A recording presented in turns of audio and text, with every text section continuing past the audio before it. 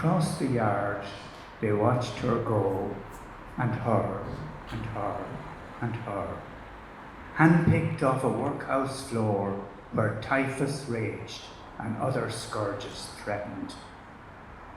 Unnamed they were, but numbered, destined for a foreign ship to take them far away, a colony expanding where wives were few and houses needed servants. At Williamstown in New South Wales, a plinth and stone is standing where anchors dropped on Earl Grey and barefoot children landed. Mary Doyle and Mary Seary, the Marys Flynn and Brown and Highland, the Adderleys and Lindsays on the migrant boats of Ireland. The Connors and the Cartwrights, Castle Jordan and Clonmore, Bridget Marr and Annie Connell, Margaret Cook and Margaret Lowe. They were pawns without a chessboard on a table that was bare. When history had no answer, it answered Botany Bay.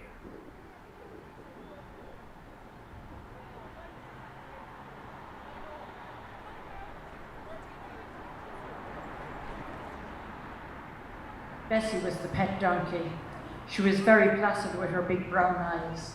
The children helped their mother pack up the cart with the wicker picnic basket, packed to the brim with ham sandwiches, homemade apple tart, homemade toffee bars, not forgetting my waddy and flasks of tea. A drum of water was put in the cart for Bessie and Spot, also a big bowl and meat for Spot, apples and carrots and a bundle of hay for Bessie. Everyone climbed aboard and Spot gave a few barks as the father pulled the reins and they headed down the lane. They were soon up on the side road. The sun shining and the sound of the birds singing was delightful. The children chatted about the day ahead in the bog. They were excited about flying the kite as they could play with it in the bog or at the beach, which was a rarity.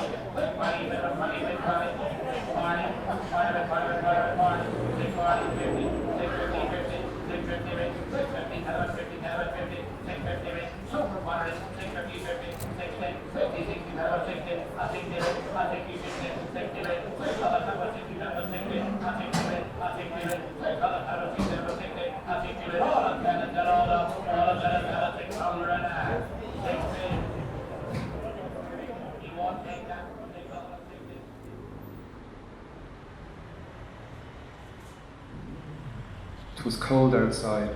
The wind was biting and gnawing at my exposed skin. I opened the door, and the far too familiar creak and squeak of the battered hinges grated in my ears.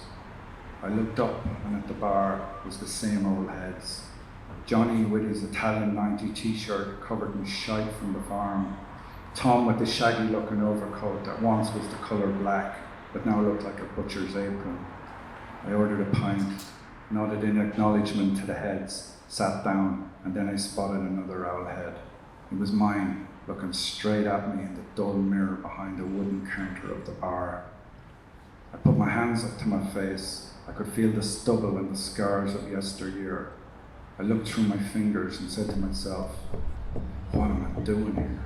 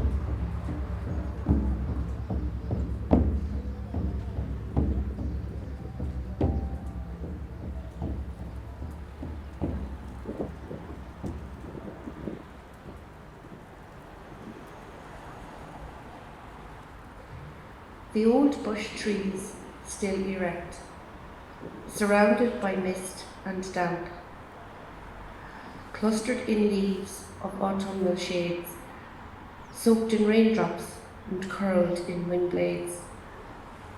A promise of a river meanders through the glade. The moorish bog beyond, I can almost see Dad's spade. The hush of Christmas holly jotted in the background. There I view the rabbits. Shh, be quiet, not a sound. And in between the glorious gloomy greens of Irish fields and Irish scenes is a man cutting his turf all by the day. His tanned, strong arms and straightforward charms, a cap there on his head so the sun won't have it red. The land eternal is sliced into equal sizes and dried to keep us warm through winter. That's the secret of his bogland. It holds the strength of communication. During Yuletide seasons, gathered about the open range, here my dad burns turf for us. I hope things never change.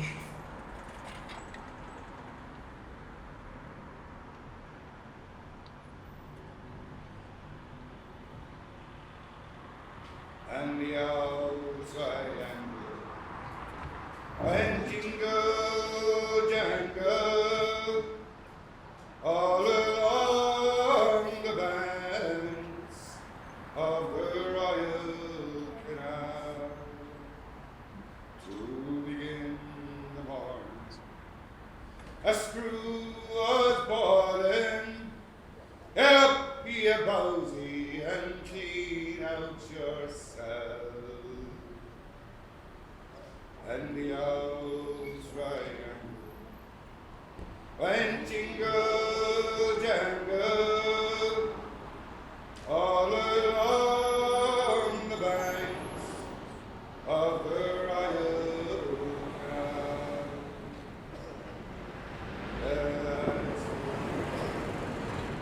Big coffee Jessie was creeping as I lay there weeping for my gal's out.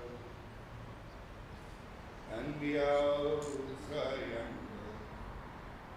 went jingle jangle all along the banks of the Royal Canal.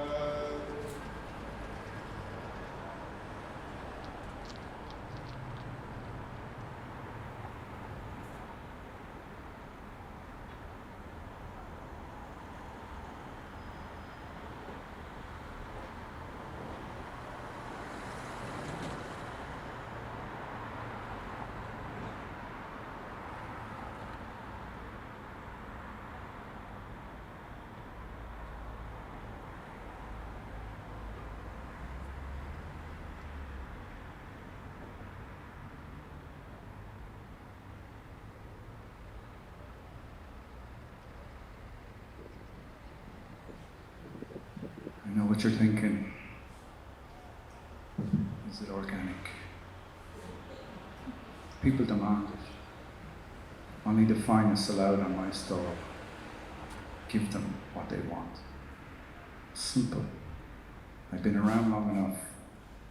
You may have seen us down there under the bridge on your way here tonight. The green canopy with the crates tucked away. That's the one. Right by the station, catching the passing trade. Business is booming. I'm going to hand it on to the boy now. This spot is back on the radar.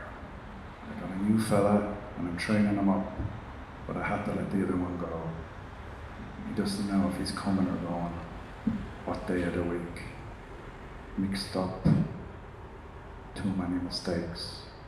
Frightening the customers with his jabber, not able for the physical work. It's a young man's role, and I told him, business. It's a business, not a charity we're running. Not these days. Certainly not these days.